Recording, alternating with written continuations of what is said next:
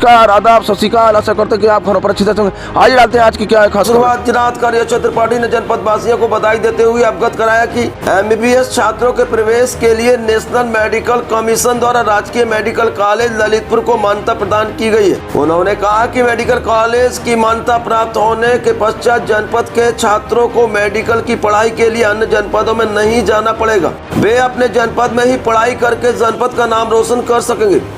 इसके साथ ही जनपद वासियों को बेहतर स्वास्थ्य सेवाओं का ब्रह्मानंद ब्रिगेड के अलीपुर स्थित कार्यालय में देव सिंह लोधी महेशपुरा की अध्यक्षता में एक बैठक कोर कमेटी की आयोजित की गई, जिसमें आगामी माह अगस्त में 16 तारीख को अमर शहीद वीरांगना रानी अवंतीबाई लोधी को जन्मोत्सव गाँव में मनाए जाने की रूपरेखा की बैठक में व्यापारियों ने उठाई समस्याएं, अधिकारियों ने वार्ता कर ससमय निस्तारण का आश्वासन दिया। ललितपुर जनपद स्तरीय उद्योग बंधु समिति की बैठक CDO की अध्यक्षता में ADM की उपस्थिति में संपन्न हुई है। बैठक में प्रधानमंत्री विश्वकर्मा योजना की समीक्षा की गई, जिसमें शेष बचे ग्राम प्रधानों को ऑन बोर्ड कराए जाने के निर्देश जिला पंचायत राज अधिकारी को शीघ्र ऑन बोर्ड कराएं।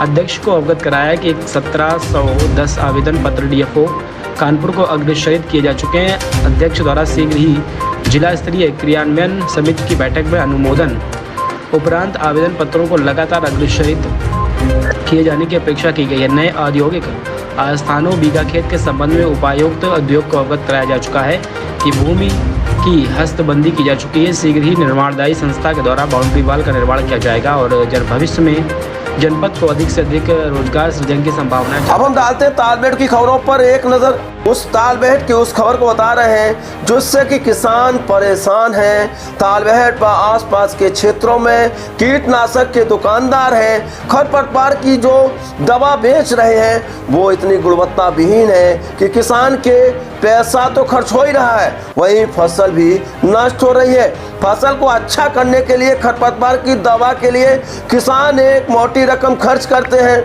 दुकानदार के पास जाते हैं और ये पूरा मामला राम सिंह जो कि कृषक हैं, चुरावनी के निवासी हैं, उन्होंने पूरा कला से राम नरेश यादव पुत्र बैजनाथ निवासी ग्राम पूरा कला की उनकी दुकान है, उससे ये दवा खरीदी थी और उनका पूरा कहना है। और कहीं ना कहीं आधा दर्जन किसानों ने इस बात की शिकायत की थी।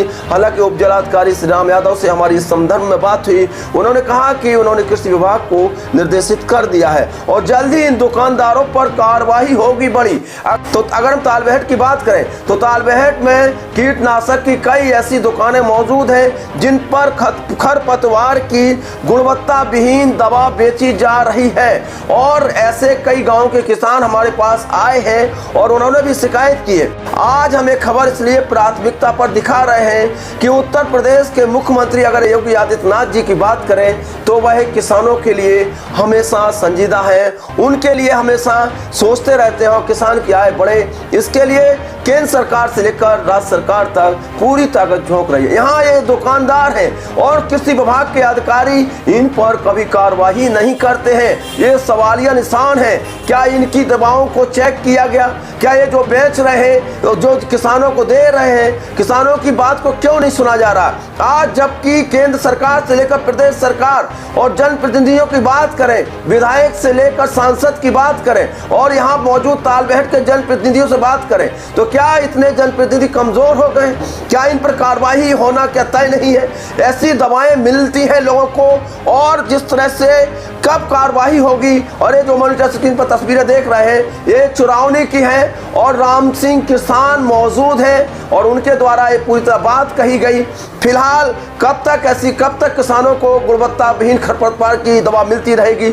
हमारी खबर प्राथमिकता तो दिखाते रहेंगे कब तक इन कीटनाशक दवा विक्रेताओं पर कार्रवाई अमल में नहीं आती। खेत पर काम कर रही महिला को जहरीले सांप ने काटा, हुई मिली जानकारी के अनुसार बताया गया कि रानी पत्नी नारायण निवासी ग्राम विजयपुरा मृतक के परिजनों ने बताया कि बुधवार को दोपहर के समय महिला अपने खेत पर गई हुई थी, जहां वह कृषि के कार्य में जुट गई थी। जब कृषि का कार्य कर रही थी तभी जहरीले सांप ने काट लिया। वहीं जब महिला घर आई तो घर वाले CSC ना आकर झाड़ फूक के चक्कर लगाए और फिर जब तक CSC लाए तो चिकित्सकों ने प्राथमिक उपचार के दौरान महिला को मृत घोषित कर दिया। कर्मियों ने खैर की लकड़ी से भरी ट्रैक्टर ट्रैक्टर ट्रॉली पकड़ी। पवाबन रेंज में बीते कई दिनों से अवैध लकड़ियों की कटान किया जा रहा था, जिसकी प्रशासन को भनक भी नहीं थी। बुधवार को वन कर्मियों ने पुलिस बल के साथ पवार रेंज में दबिश देकर मौके से एक खैर से भरे लकड़ी के ट्रैक्टर ट्रॉली को दबोच लिया। बुधवार दोपहर में रेंजर पीडी यादव वन कर्मियों के साथ क्षेत्र में मौजूद थे। मुखबिर की सूचना हुई कि वन माफियाओं द्वारा अवैध कटान जारी है और वहीं रेंजर मौके पर पहुंचे। वहीं वन कर्मियों को देखकर ट्रैक्टर ट्राली लकड़ियों से भरा छोड़कर मौके से भाग गए। जिस तरह से जो कार्रवाई हुई है, इससे जो वन माफिया हैं उन पर हड़कंप मचा हुआ है। कोतवाल अनुराग अवस्थी ने तालबेहट की सड़कों पर दल बल के साथ किया पैदल गश्त, तो लोगों से किया संवाद, तो यातायात के नियम का पालन करने से लोगों की अपील। वहीं दोपहिया वाहनों को चेक किया और दोपहिया वाहनों को सख्त हिदायत दी कि हेलमेट लगाकर आप वाहन चलाएं, आपकी जिंदगी बहुत कीमती है। हिदायत देना भी नहीं भूले कि अगर आप यातायात के नियम का पालन नहीं करते हैं तो कार्रवाई सुनिश्चित है। तो तालबेहट की सड़कों पर अगर आप चल रहे हैं तो यातायात के नियमों का पालन करिएगा। कोतवाल अनुराग अवस्थी ने साफ सब्सक्राइब करेगा, बेल आइकन को हिट करिएगा। कल पे मिलते हैं नई खबरों के साथ। आपकी जिंदगी बहुत कीमती है, बेहतरीन से ख्याल रखिएगा। जय हिंद।